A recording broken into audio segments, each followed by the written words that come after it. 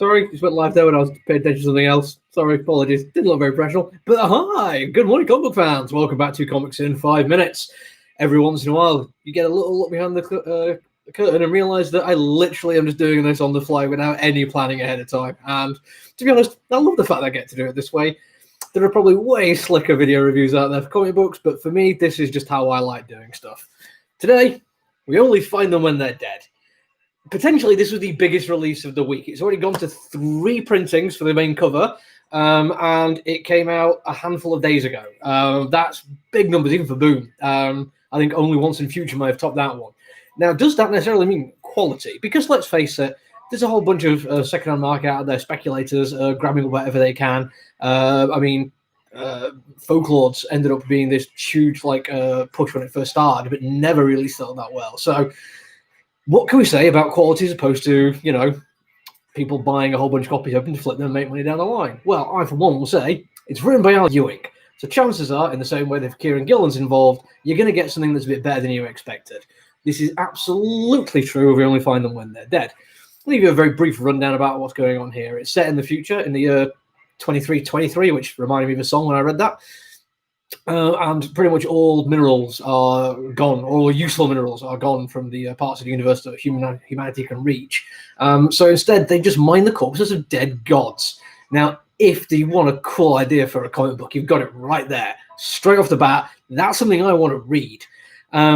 It's got a very Firefly-esque kind of feel to it. It's a mixture of independent operators going out and grabbing what they can from the bodies of dead gods, or it's got corporations trying to get the prime stuff and threatening people with law and annihilation if they don't do what they're told and don't let the corporations get what they want. And yes, that's very Firefly. It's also got some of the best artwork I've seen for a while. I constantly talk about how cool Dan Mora is, because he is. But this is one of the first times in a while where I've seen somebody else that I've just gone, holy hell, this is worth pointing out how good they are. But weirdly, I'm not going to show you artwork straight away. What we have is a great little setup of explaining, this is your first page here, quite a bit of text and explaining what's going on. And it kind of ends with, Mother, why isn't it moving? Now, we know why it is moving. I've just told you the plot of the story. But this next double page spread, honestly, I could hear it. Imagine this as a movie. That question is just coming from the voice of a character on screen, and then that comes up. Now, doesn't that just have a huge, epic chord attached to it in your head? That's just some great design. Now, of course, we are dealing with a comic book that deals with dead gods. It'd be weird of me not to show you that, wouldn't it? Kind of wish I'd marked the page, though, because it is an absolutely brilliant double-page thing. Here we go again. This one's slightly more understated. There's a lot of black in there. They actually use the shadows of space really effectively, but when you get to the detail, actually see, that is awesome. Each ship is a tiny little speck on that. That's how big they are.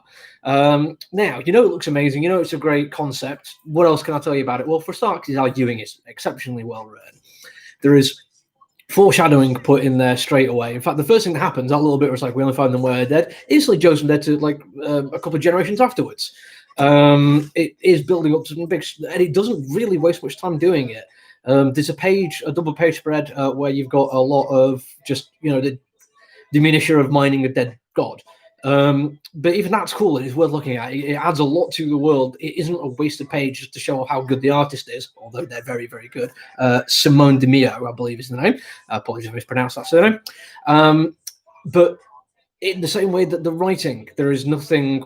Sorry, the dialogue, should I say? It's all the writing. The dialogue is nothing wasted either. It's tight. It's controlled.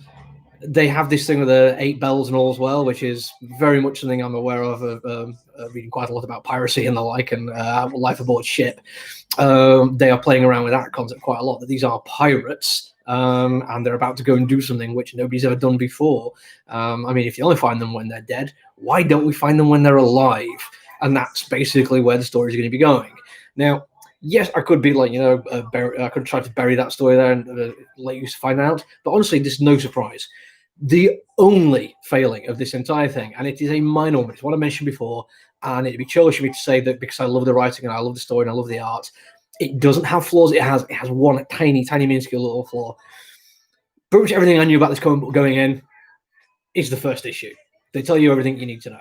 Yes, there's a couple of bits extra foreshadowing, as I've mentioned, but it does feel like they had a blurb that people knew about, and they spent the first issue basically making sure you all know what actually is going on. I do prefer it when they go a little bit more than that, or even sometimes they don't give you that much, and you have to figure out the rest of it through the ongoing story. That's a personal thing for me. It certainly is not going to stop this being on my pull list, because it is. In fact, I've got the 110 variant cover because I own a comic book store and I get special things. But it's there. If I didn't mention it, I'd feel I'd be doing a disservice to people who come for the reviews, because as much as I tend to like rave about comic books, like I say, I own a comic book store. I love comic books. It doesn't mean I'm not going to be critical, and that is a tiny, tiny little thing, which I've got to say I wasn't a huge fan of. Anyway, that's it for me. I will be back tomorrow with New Comic Book Day, and there'll be a video of all the stuff we've got in store, and if time, I might even throw a review out as well. That's it for me, though. Bye!